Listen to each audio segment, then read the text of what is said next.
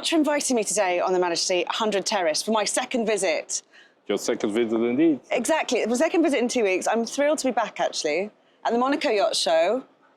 And here we are. Tell me a little bit about this wonderful vessel, because I loved it when I saw it in Cannes, and we were just saying it's had some really fantastic reviews. So much the talk of the town, Majesty Yachts, at the moment. That's what I heard, indeed. Even in Cannes, at the end of the show, those people who didn't have a chance to see it came to me and said, is there any chance we can see the boat? I said, well, come to Monaco, and here we are. And indeed, I think the defining new feature that we introduced with the private terrace at the bow has been bringing people to the vessel. But then again, there's a lot to tell about in this vessel, with the brand new interior design by Fathom Studio in the Netherlands, but also a lot of clever design tricks and a smart layout as a whole has been bringing people to this boat. And we've been posting some nice initial sales after its initial premiere here at the Cannes Yacht Show 2 weeks ago. Like you said, the proof is in the sales. That's it. And how many hulls are we on now? So we're now at hull number 4. So, and I believe that there's many more to come. We have people calling in and saying that they're coming soon to see the boat before it leaves Monaco. Well, I think it's a wonderful boat, and the enclosed owner's terrace is something you'd just be used to seeing on a much larger yacht. The use of the design space in the interior is quite fantastic. I don't know how they've managed to make so much space available on a yacht of 30 metres. It's blood, sweat and tears, and spending a lot of time over the drawing board. And people really love this boat in Europe as well. I mean, you're a UAE-based brand, but they love these yachts here, and they charter a lot in European waters, right? That's correct. So there's the intelligent layout that allows for a separate circulation of crew and guests, which is, of course, requested by many people to allow for some privacy on board, hence also the idea of the privatized terrace. And at the same time, we are providing here ample space for 10 people staying on board with the 5 staterooms. And then we have still space for 5 crew members on board and the toys that go with it. Perfect charter platform or family private yacht. And like I said, very, very well received here in Europe. And you're a UAE-based brand, but big expansion to this side of the pond and the other as well. That's correct. I mean, living in Dubai as a hub to the world's population, both in business and tourism, also us, we don't see us restrained to our backyard of the Middle East. We're definitely bringing these products now to a global market with a recent announcement of our partnership with Denison Yachts for the US market.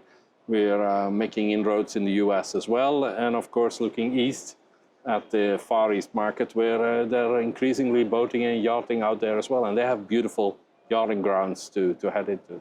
Very exciting times for Majesty, but also the wider Golfcraft group. I know there's expansion into shipyards, multiple, really exciting stuff. For you, you were with the brand, you left the brand, and now you have returned to head up Majesty Yachts and to be involved with the Golfcraft group. Tell us a little bit about that, because you were there many years ago, and now you must have seen some huge changes now you've come back to lead the brand. Yes, I'm very honoured to be invited to come back and continue, not exactly where I left off, but at least to help them prepare for the next step change, the next step up.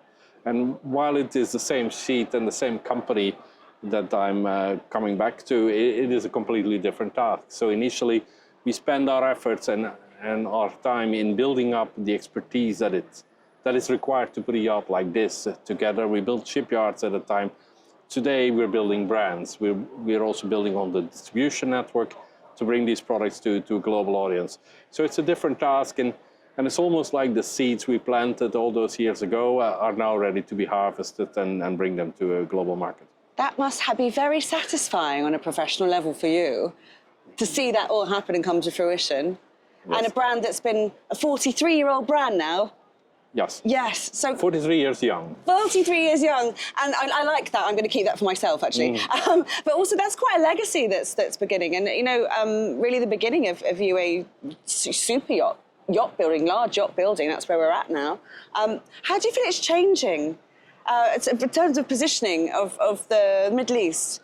in yachting, affecting, you know, here you are in the heart of yachting in Monaco, and everyone wants to come and see a Majesty yacht. How is that market affecting this one, do you think? I think that, of course, the Middle East wasn't seen really as a yachting destination, not seen as one that understands what yachting is about. Today, that's very different.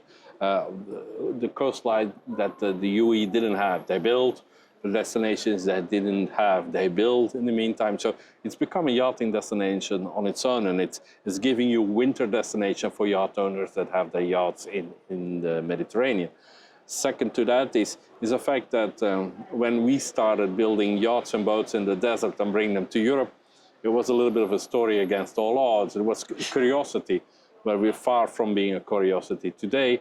The company's matured, also our reputation is maturing, and so people are wondering how aligned with the international exposure of the Dubai brand, let's say, what are our ambitions on a global scale, and we're being heard and seen now in a different light than 20 years ago. Absolutely, in the whole region with the expansion of everything in the Red Sea, it's become very exciting. All eyes often point that way, and you can see that with our exhibitors of the tourist boards here at the show, with Abu Dhabi and Dubai and Saudi, the Neon projects. It's all kind of happening there. It's very exciting. Things move much more quickly. Yes. There, right? And that's exciting. And what attracted me to come back is that why not culture? A culture in where everything is possible and where no ambition is too ambitious. Well, that is exciting, and I love this. So we'll talk about the future. What's next for the Majesty brand? Because we've got these two great yachts at the Monaco Yacht Show this year. Well, our immediate future is to bring some of our new products to this market. Bigger sizes, actually. We have announced the arrival next year of the 145. That will appear in the Monaco Yacht Show. And we are also bringing a second brand to the market here, a brand that exists now for some time in the Middle East and Asia, Nomad Yachts, and we will make its premiere here in the Côte d'Azur next year as well. Very exciting moment for you guys at Majesty and the Gulf Craft Group, and I'm thrilled to go and have a look around this boat again. So thank you for talking to me today. Thank you I'm for having very me. much excited about next year in 2026 and seeing much larger Majesty yachts in this incredible space. So thanks, Erwin, for inviting me on. And we'll keep our eyes on Majesty. Keep your eyes on us, indeed. Absolutely. Thanks so much. If your brand belongs in the heart of the yachting world, this is where it happens. Yachting International Radio reaches over 1 million yachting professionals and enthusiasts every month, with 77 million impressions, 220,000 social followers, and 74,000 podcast subscribers. Our hosts are insiders, crew, captains, CEOs, trusted voices shaping the industry. This is targeted, high-impact advertising in a luxury niche. Visit yachtinginternationalradio.com/advertise. Your audience is already listening.